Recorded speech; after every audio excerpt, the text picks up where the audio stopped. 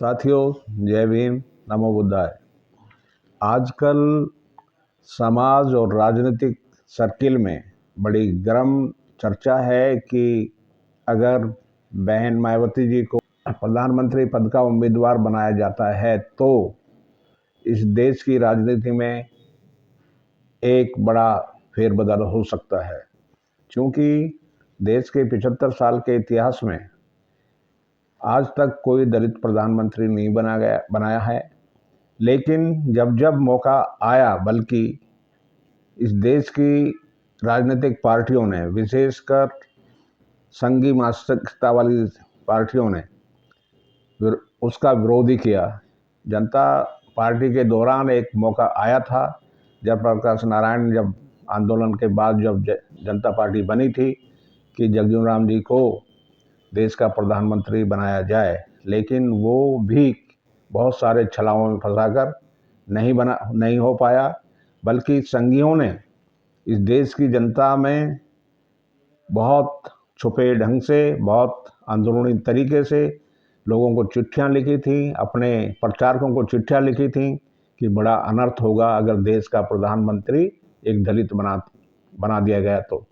लेकिन अब फिर मौका है, 2024 में एक मौका है, और ये इस देश की जनता को पता है और उनको जानना चाहिए, विश्वास भी करना चाहिए कि देश की जनता, खास तौर से शूद्र समाज की जनता और दलित जनता, जितना बहन मायावती जी में विश्वास करती है, वो एक तरह से जो उनके प्रति आकर्षण है या उनके जो है कैडर या उनकी शासन क्षमता पर, जो उनके शासन कार्यों के देखकर जो लोगों को विश्वास होता है, उसे देखकर लगता है कि बहन जी को इस देश का प्रधानमंत्री बनना चाहिए।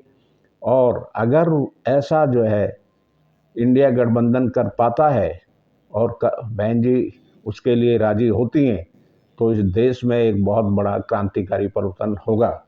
क्योंकि ऐसा होने पर इस देश का हर मतदाता, उनमें एक जोश होगा और इस नई क्रांति का संचार होगा। इस देश में एक बिल्कुल तूफान सा आएगा और देश की पूरी जो है चाल बदल जाएगी। पूरा ब्राह्मणवादी मीडिया उड़ जाएगा और बहन जी जो है इस देश में बहुत बड़ी ताकत में उभरेंगी और इस देश के लोगों में एक खुशी का संचार होगा। उनकी शासन सत्ता, उनका शासन अनुभव, उत्तर प्रदेश के चार बार मुख्यमंत्री रहने के बाद जो जनता ने देखा है, वो उसका मुकाबला करने के लायक आज इस देश में एक भी राजनेता नहीं है। उनका शासन सभी तरह से सभी के लिए, सर्व समाज के लिए जितना अच्छा रहा है, वो एक उदाहरण है अपने आप में। लेकिन इस देश की जनता अगर यहाँ इस देश को आगे ले जाना चाहती है, इस देश में वैज्ञानिकता बढ़ाना चाहती है, देश में तर्क बुद्धि पैदा करना चाहती है, तो बहन जी को यहाँ का प्रधानमंत्री बनाना चाहिए। और फिर इंडिया गठबंधन ऐसा करने में अगर सफल होता है तो मोदी तो झूठी बात कर रहे हैं, लोगों को छल रहे हैं, लोगों को ठग रहे हैं। कभी कहते हैं 370 पार, कभी कहते हैं 400 पार, लेकिन वास्तव में बहन जी के आने से इंडिया गठबंधन 300 पार होगा, हर हालत में होगा।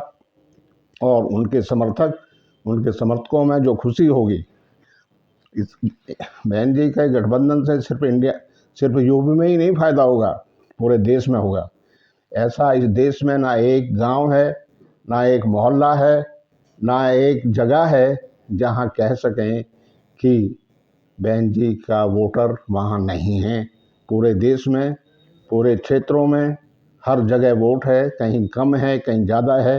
लेकिन गठबंधन से ये फ़ायदा होगा कि देश के सभी इलाकों में एक खुशी की लहर होगी, एक उत्साह होगा और इंडिया गठबंधन बहुत मजबूती से, बहुमत के साथ, बहुत बड़े बहुमत के साथ जीतकर सत्ता में आएगा, अगर ईवीएम ने कोई घोटाला नहीं हुआ तो।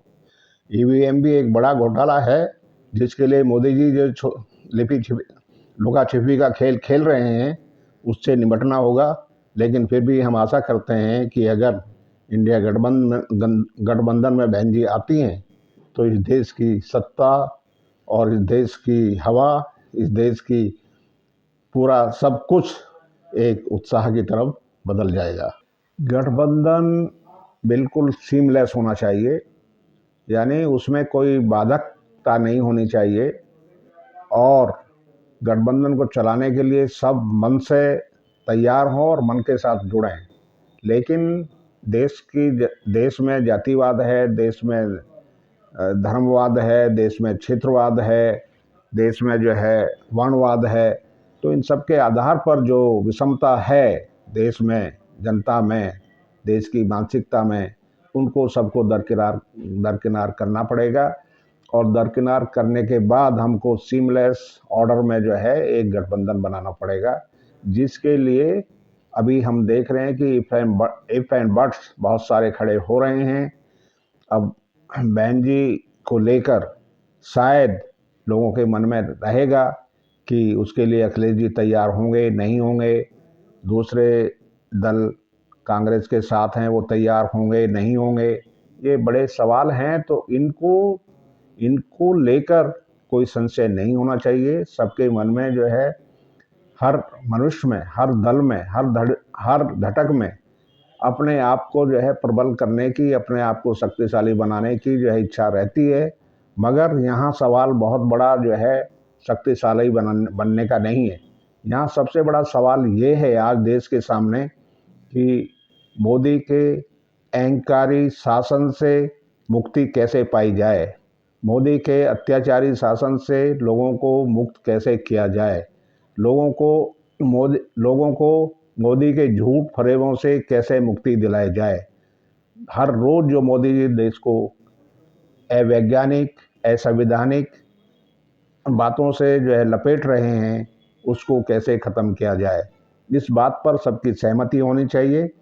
इसमें क्षेत्र, इसमें पार्टी, इसमें कोई जाति, कोई धर्म का स्थान नहीं होना चाहिए।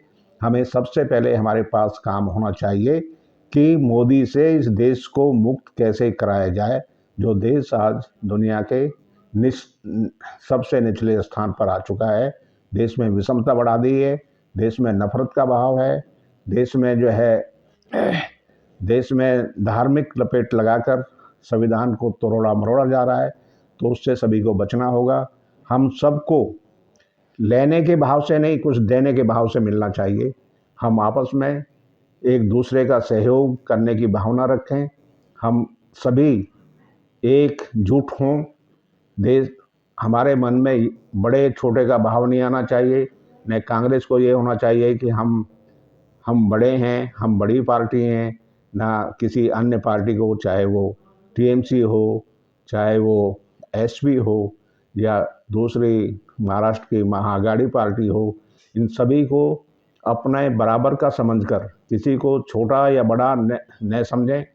चूँकि ये मनवादी विचारधारा, छोटा बड़ा समझने की मनवादी विचारधारा है, जो इस देश की ज़मीन में बहुत गहराई तक है। तो उससे पहले गठबंधन बनाने वाले लोगों को पहले मुक्त होना पड़ेगा, और वो इस भावना से मुक्त होकर एक सीमलेस गठबंधन बनाएं, यानी बिना किसी अवरोध का गठबंधन। सीमलेस का मतलब है बिना किसी अवरोध का गठबंधन, और उस गठबंधन में हम सब का ध्येय फोकस होना चाहिए कि मोदी की मनवादी संघी मानसिकता की सरकार को उस देश से कैसे उखाड़ा जाए, कैसे भगाया जाए, और जनता के लिए एक सुशासन की नींव डाली जाए, जो अभी इस देश में नहीं है। देश में अहंकार है, शासन का अहंकार है, शासन का वर्चस्व है, शासन से प्रताड़ित किए जा रहे हैं। देश के हर संस्थान में संघी लोगों को बैठाकर लोगों को प्रताड़ित किया जा रहा है। तो इससे बचने के लिए सभी को एक साथ आना होगा, और गठबंधन को मजबूत करने के लिए सब अपने अहंकार, अहम और बड़ा छोटा होने की भावना को त्यागना होगा। इन सभी बातों के साथ ये गठबंधन को मजबूत बनाएं, और बहन जी को लाने से जो है इस सब में, इस गठबंधन में, इंडिया गठबंधन में एक नया जोश का उभार होगा, और उस नए जोश के उभार से देश की सत्ता बहुजन समाज के या किसानों के, मजदूरों के, सबके हित में आएगी। तो ये सभी को एक साथ मिलकर आना चाहिए। देश में जो बीमारी है, छोटा बड़ा जाति धर्म का इन सबको त्यागना होगा। इन सबको अगर हम त्याग देंगे तो इस देश का चहुमुखी विकास हो सकेगा।